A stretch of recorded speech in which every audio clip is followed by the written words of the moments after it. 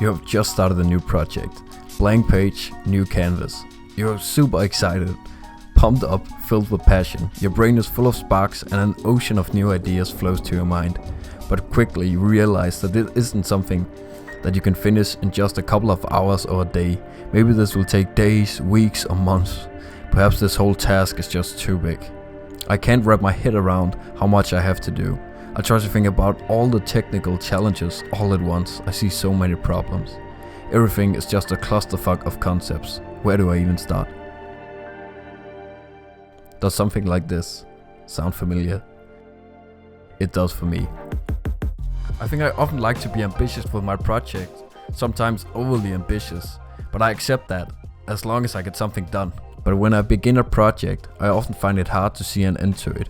Where to even begin, what page, what idea, what direction do you begin to go in? There are different ways to tackle what task you should take on first.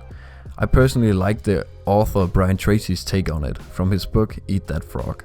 Mark Twain famously said that if the first thing you do in the morning is to eat a live frog, you can go through the rest of the day knowing that the worst is behind you. Brian Tracy's book is sort of built on this premise that if you do the biggest or most impactful task to begin with, everything else should be easier. I don't exactly follow this, but I like the idea of getting rid of the thing that concerns you the most first. What I typically do when I start a new project is, after I have some sort of idea of the scenes I'm creating, I just start with writing down a checklist or to-do list for that particular scene. Sometimes I write it down on paper, physical, other times I write it in Notion, a program I use for taking notes.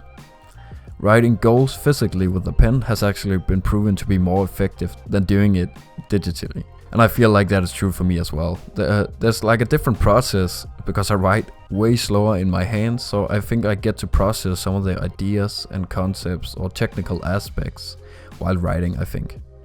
Okay, so on to like a more practical use case here for myself. So let's say I'm doing scene 1. Then I'll start by building my to-do list or checklist like this usually.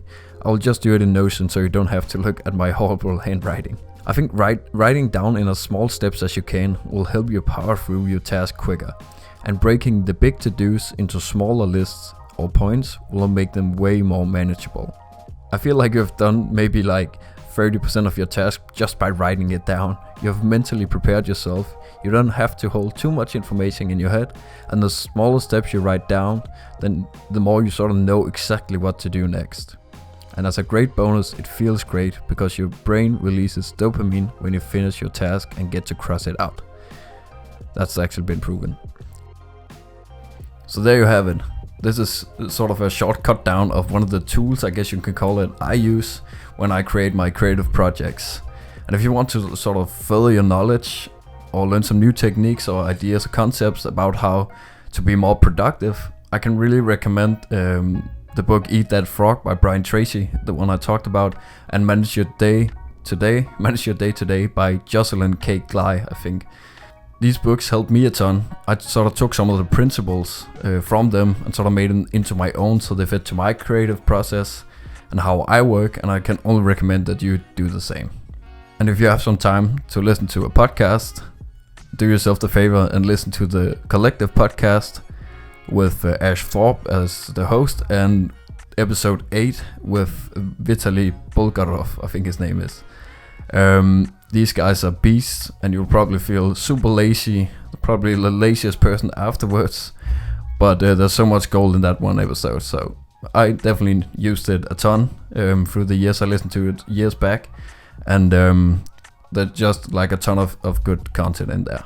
So there you have it. If you want more content like this where I sort of break down some of my creative process or how I get over some of the creative problems that I have, please let me know in the comments. I will probably just continue with doing these videos and get better hopefully. And I will see you in the next one. Goodbye.